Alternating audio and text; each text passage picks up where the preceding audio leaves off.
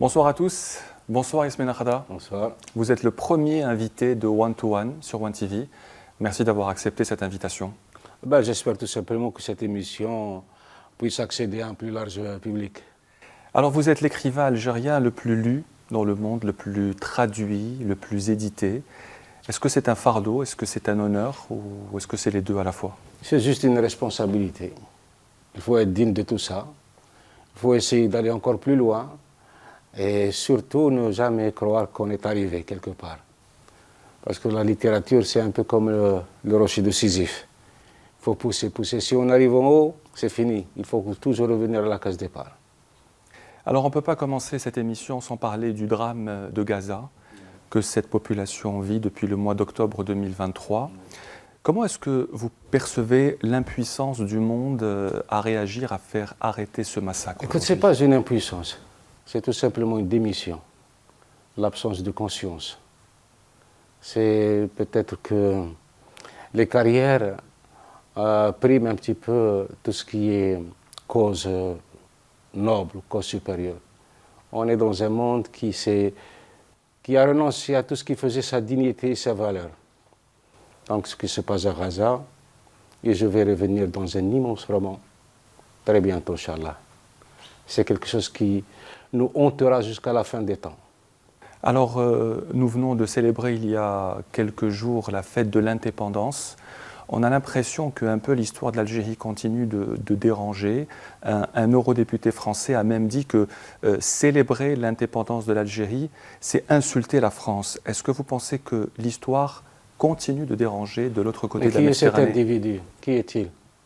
Quelle référence représente-t-il? Comment peut-il dire une chose, une ineptie pareille? Comment ça, il y a tous les pays du monde fêtent leur indépendance.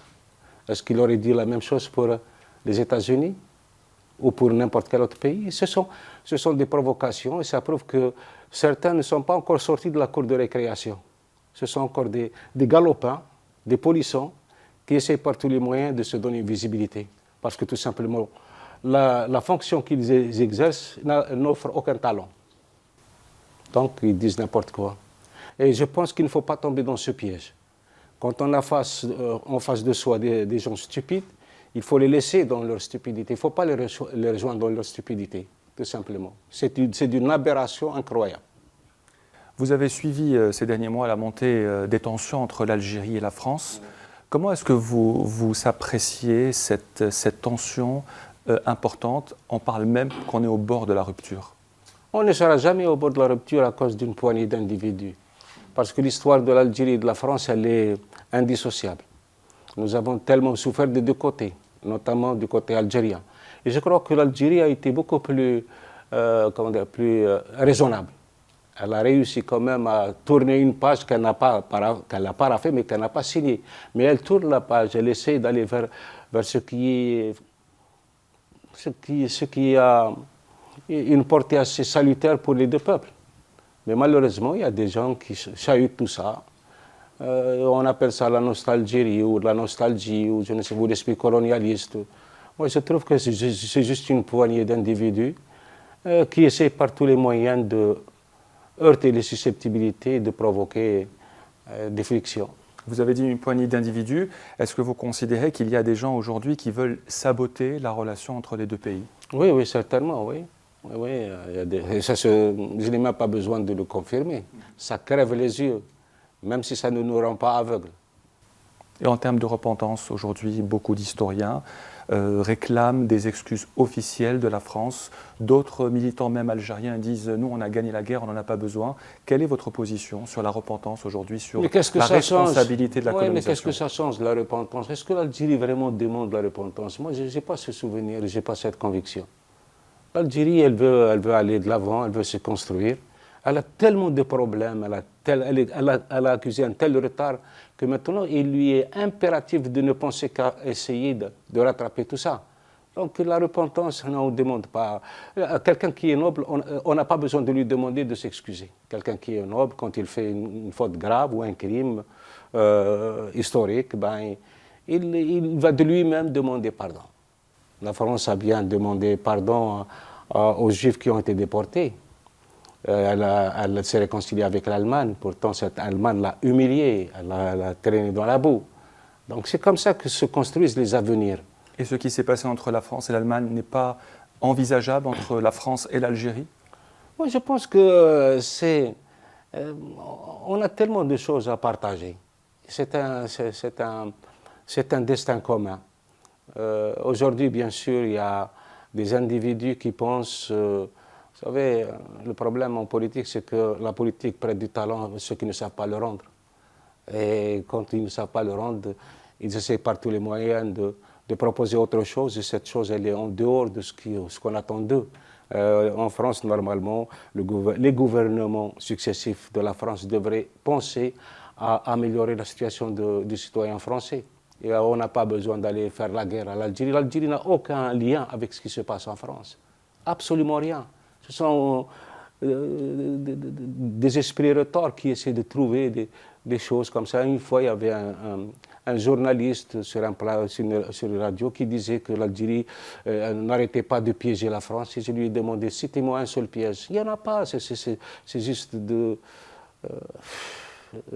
des fuites en avant, quoi. Moi, je ne trouve pas ça tellement intéressant. Il faut absolument que l'Algérie reste sereine, c'est tout. J'ai confiance en le peuple français. C'est l'un des peuples les plus éveillés, les plus attentifs à ce qui se passe autour de lui. Moi, je le connais, j'ai un large lectorat dans ce pays et je les rencontre souvent. Souvent. Il y a toujours, là où je vais, c'est toujours salle H, donc on discute, on change des choses. Et quand je rencontre ce public-là, j'ai beaucoup d'espoir pour la France et pour l'Algérie. D'ailleurs, en parlant d'histoire, dans Le Vertueux, vous avez plongé dans l'histoire de l'Algérie. Ouais. Est-ce que c'était un besoin de le faire pour vous? Ce n'était pas un besoin de le faire, c'était un devoir de le faire. C'était un devoir parce que quand même, si on veut comprendre l'Algérien d'aujourd'hui, cet Algérien impulsif, irascible, mais tellement attachant, tellement généreux, mais en même temps brouillon, eh ben, il faut se référer à cette période-là.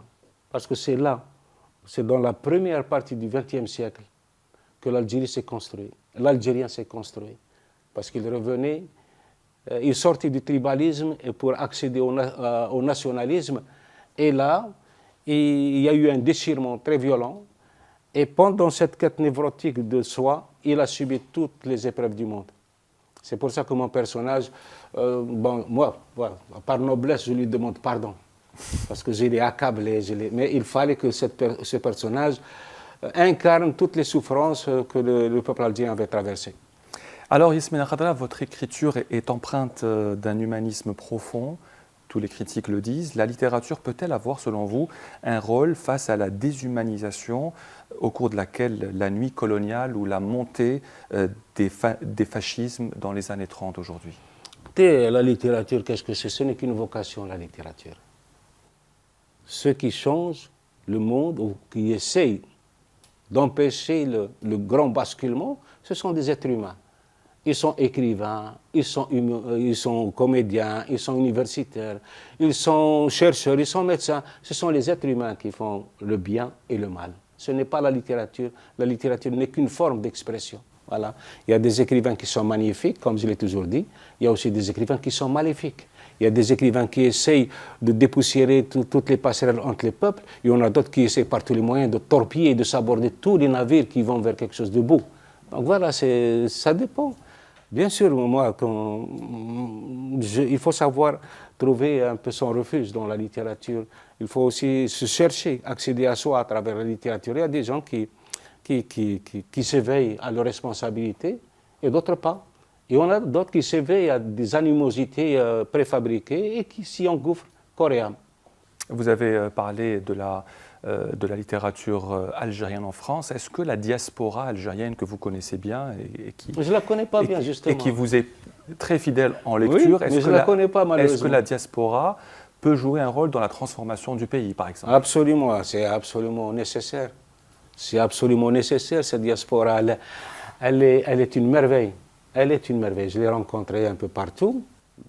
Mais en même temps, sporadiquement, bien sûr. Vous ne la connaissez pas bien, vous dites. Oui, je ne la connais pas bien, mais je la rencontre partout. Quand je vais aux États-Unis, tous les Algériens voulaient me rencontrer, mais ce sont des rencontres sporadiques. Ce sont des rencontres assez éphémères. C'est peut-être une soirée. Mais pour connaître, il faut vraiment vivre avec cette diaspora, tous les jours et toutes les nuits. C'est comme ça qu'on accède à une sorte de connaissance qui nous permettrait de répondre à la place de tout le monde. Mais tout ce que je peux dire, c'est que j'ai rencontré des gens, des lumières. J'ai rencontré des génies, j'ai rencontré d'immenses talents qui sont capables de donner à ce pays un essor incroyable. Et encore faut-il aller les chercher, les convaincre. Il faut faire comme la Chine. Au départ, la Chine, quand elle a voulu s'ouvrir au monde, elle a compris qu'elle avait besoin de sa diaspora. Cette diaspora qui est à l'étranger, qui a acquis toutes les connaissances possibles et toutes les politiques du monde. Et donc, ils ont fait des contrats avec cette diaspora, des contrats très simples qui donnaient l'avantage aux citoyens d'ailleurs. Il pouvait résilier le contrat. Lui, par exemple, un Chinois, Américain ou Allemand, ou je sais pas, ou Français, ou de l'Afrique du Sud, il pouvait signer un contrat avec l'État chinois et le résilier par lui-même. Et c'est comme ça qu'au début, il y a eu beaucoup de réticences. On savait, on ne pouvait pas passer d'un climat quasi carcéral à une ouverture brusque sur le monde. Donc il y a eu quelques Chinois qui n'arrivaient plus à subvenir à leurs besoins, qui ont accepté la proposition de la Chine. Mais quand ils sont allés, quand ils sont rentrés, ils sont aperçus qu'il y avait une vérité derrière tout ça. Et c'est comme ça que la diaspora a rejoint la Chine. Et regardez ce qu'elle a fait de la Chine. Alors Yasmina Khadra, nous sommes à Oran, nous sommes venus à Oran pour vous interviewer. Quand on vous dit Oran, que répond l'écrivain Yasmina Khadra? Oran, c'est la ville où mon père est né. Ma mère est née à 70 km du côté d'Ain Mouchen. Donc, ce qu'on appelle aujourd'hui Tirigo, Victor Hugo, a été conçu par ma famille, une branche de ma tribu maternelle. Donc, il y a beaucoup de choses qui me relient à ce pays, puis à cette ville, et puis il y a aussi mes romans. Mes romans qui parlent de cette ville, ce que les autres doivent la nuit, les anges meurent nos blessures, les vertueux, tout ça, c'est une ville magnifique. Voilà, j'aime beaucoup cette ville. Même si elle me snobe beaucoup, vous savez. Pourquoi elle vous snobe, Oran? Je n'en sais rien. Je ne sais pas, c'est algérien, ça, c'est algérien. Elle ne vous reconnaît pas à votre juste valeur? Non, non, pas du tout. Mais je m'en fiche parce que moi, je connais ma valeur. Et si je dis Knatsa, j'étais il n'y a pas longtemps au musée de Knatsa, il y avait vos photos partout. Mais vous me disiez tout à l'heure, avant le début d'interview, on me reconnaît plus à Rio de Janeiro qu'à Knatsa. Oui, c'est une vérité. Je suis allé, ma fille voulait voir le pays natal de son père, donc je l'ai emmené, elle a découvert le Sahara, Béchar, Territ, Knatsa, et on s'est baladé à Knatsa, mais personne ne m'a reconnu. Alors que ce n'est pas possible de marcher pour moi, par exemple, à Athènes, sans rencontrer des gens, ou bien même à Rio de Janeiro. Comment est-ce qu'on explique ça?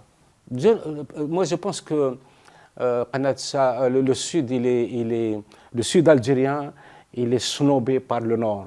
Donc, on continue de croire que le Sud, ce sont des gens arriérés, qui sont des indigènes qui n'ont pas évolué. D'ailleurs, il y a des gens, lorsqu'ils m'insultent sur les réseaux sociaux, on me dit « va à Djelfa, va à Boussaada ». Donc pour eux, c'est là où je pourrais trouver un lectorat, parce que là-bas, on ne lit pas.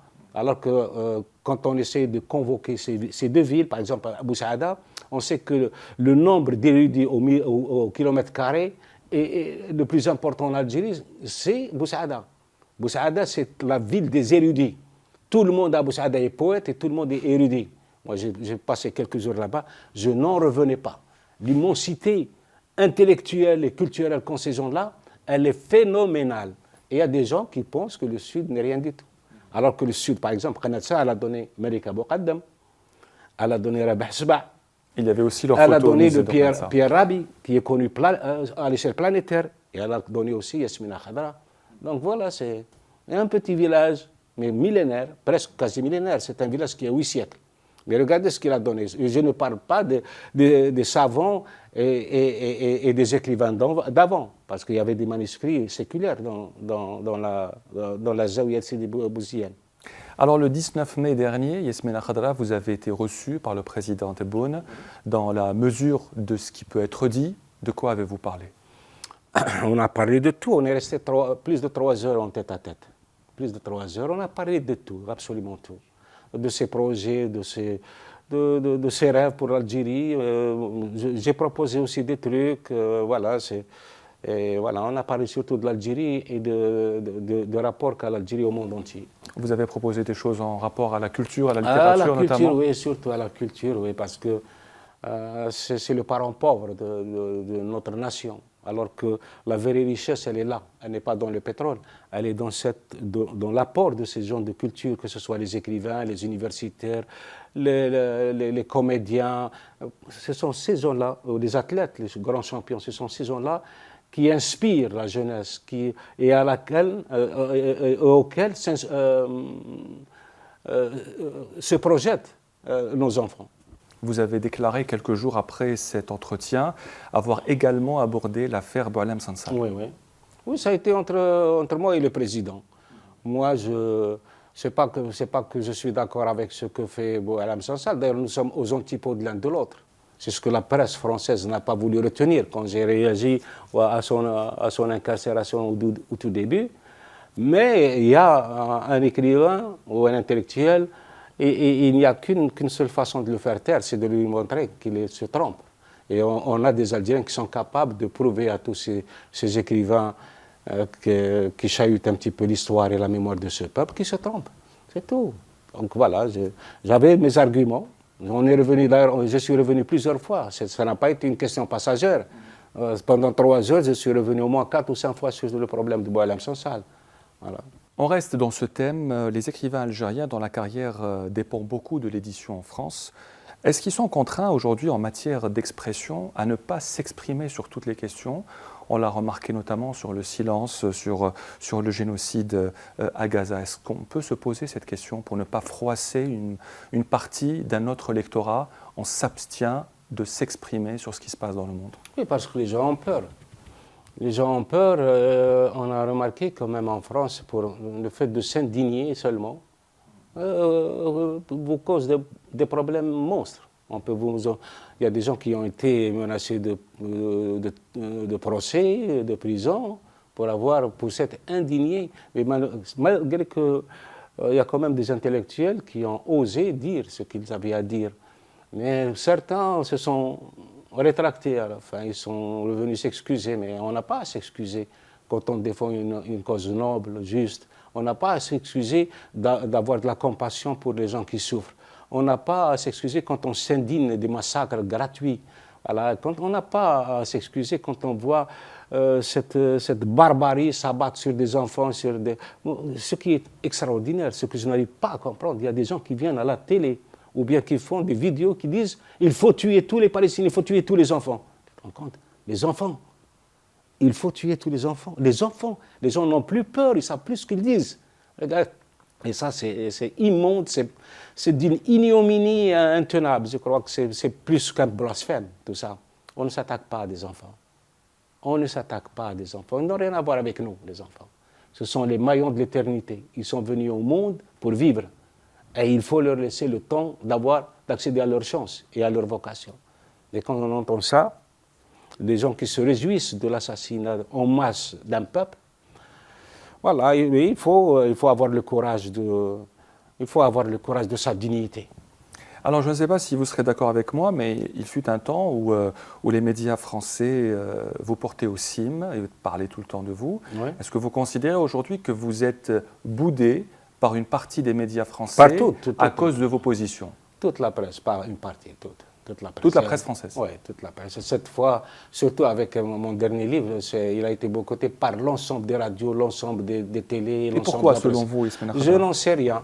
Voilà, parce qu'il y a aussi l'État français qui pense que je suis responsable de l'arrestation de Boualem Sansal, par exemple. Ah oui, vous avez mis Boualem Sansal en prison, nous, on va esquinter le vôtre. Votre Yasmine Khader. Moi, je n'appartiens à personne. J'appartiens à mes millions de lecteurs.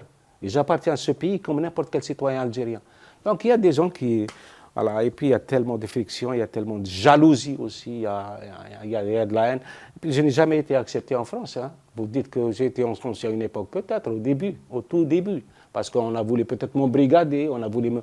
voilà. Ça n'a pas marché? Ouais, ça n'a pas marché. Ça a marché pour d'autres? Oui, pour beaucoup, ça a marché. Mais pour moi, ça ne peut pas marcher parce que j'appartiens à un pays que j'adore. Et puis, j'ai été soldat pendant 36 ans, j'ai été pendant 25 ans dans les unités de combat. J'ai fait 8 ans de guerre antiterroriste et j'ai vu mourir des gens qui étaient meilleurs que moi, qui étaient plus beaux que moi, qui étaient plus braves que moi. Et je connais leurs veuves, je connais leurs orphelins. Comment voulez-vous que je renonce à ce monde-là pour faire plaisir à des gens qui finalement ne m'apporteraient absolument rien? Parce qu'un soutien, on peut toujours soutenir un écrivain, mais s'il n'a pas de talent, il n'ira jamais bien loin.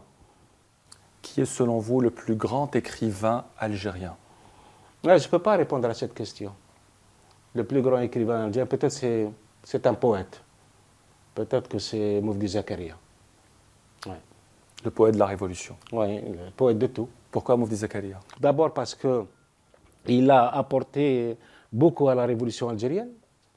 Il l'a financé même. Il l'a chanté mieux que personne au monde. Et puis, il y a eu cette ingratitude.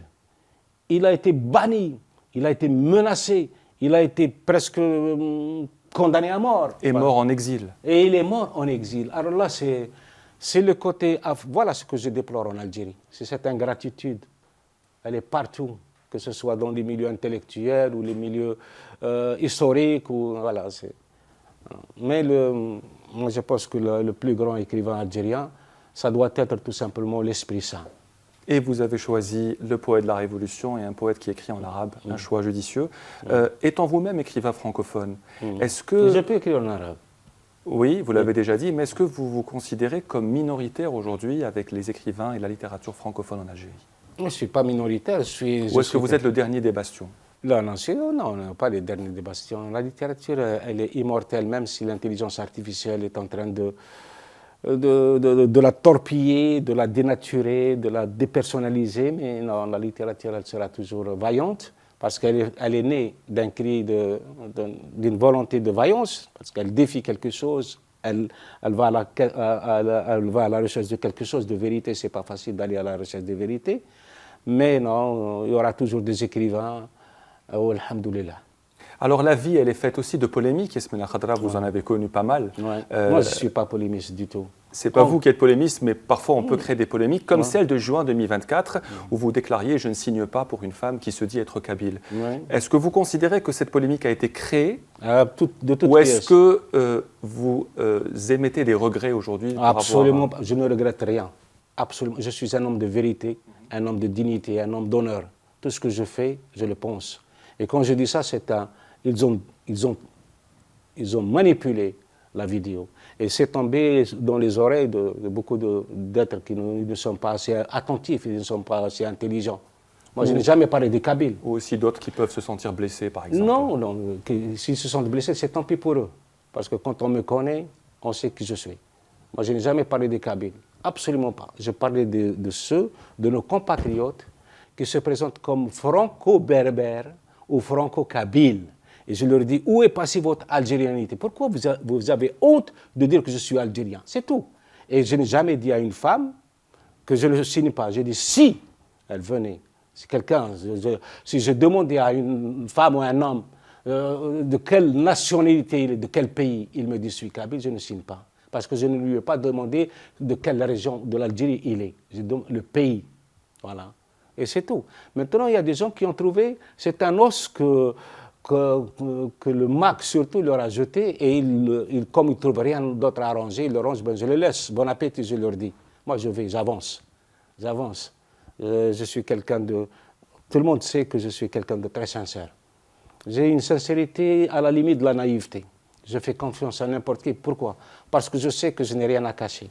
Vous pensez être naïf aujourd'hui, Yasmina Khadra, dans ce monde d'écrivains où, comme vous l'avez dit, il y a beaucoup de haine et de jalousie? Oui, bien sûr. Quand on me dit, Mohamed, tu peux avoir le monde entier. Moi, à une époque, on ne parlait que de prix Nobel, Yasmina Khadra, partout, que ce soit en Amérique latine. Même Garcia Marquez, il a déclaré sur une télévision scandinave. Bon, j'avais tout à m'apporter. Donc, il me disait, ne parle pas, ne défends pas l'Algérie. Reste en dehors, tu n'as rien à voir. Ne défends pas l'armée. Je dis non, je n'ai rien à foutre de tout ça. Si je suis incapable de me regarder dans un miroir, je ne suis pas digne de vivre. Voilà, parce que chaque miroir me renvoie à tous ceux qui ont donné leur vie pour ce pays. Voilà, et le prix Nobel de littérature, est-ce que c'est l'objectif de tout écrivain dans la vie? Moi, ça n'a jamais été mon objectif, mais c'est l'aboutissement d'un travail. C'est l'aboutissement d'un travail et c'est tout. Il y a de grands écrivains qui n'ont pas eu ce prix. Los Passos, qui est immense. Styron, qui est immense. Il y a des écrivains mais magiques. Giono, voilà, Joseph Kessel. Aïssa Djebbal aurait pu être la première Algérienne à l'avoir. Oui, elle aurait pu l'avoir, comme Mohamed Dib, comme Rachid Boujedra. Même Rachid Boujedra, à une époque, il était en lice pour le prix Nobel. On ne l'a pas eu parce que nous sommes des Algériens. Voilà. Moi, je me rappelle quand j'ai été traduit pour la première fois en Israël, mon éditeur était tout content. Il était tout content. Voilà, je viens d'avoir le droit de traduire Yasmina Khadra en langue hébraïque. Et alors, c'est un Algérien. C'est-à-dire, l'Algérien est devenu un qualificatif et un péjoratif. Voilà, c'est un Algérien. Pourquoi tu cries sur les toits? Qu'est-ce que tu es allé chercher? Voilà, donc voilà, nous, on a toujours été déconsidérés par nous-mêmes d'abord et par les autres. Mais rien ne nous empêche de prouver le contraire. Ma dernière question, elle est politique. Ouais. En 2019, vous avez émis le souhait d'être candidat à l'élection présidentielle en 2019. Non. Ah, c'était en 2014 2014. 2014, pardon. Vous avez émis le souhait d'être candidat à l'élection présidentielle. Comment vous avez vécu cette expérience, Yasmina Khadra? C'était une expérience splendide, parce que ça m'a permis de faire 10 000 km par route. J'étais dans le Constantinois, en Kabylie, dans les Aurès, dans le sud. J'ai rencontré des Algériens partout, même j'ai rencontré des chefs tribaux et tout. Eh ben, ça m'a permis quand même de comprendre que beaucoup d'Algériens préfèrent la tranquillité à l'évolution, à l'émancipation, être terrassé.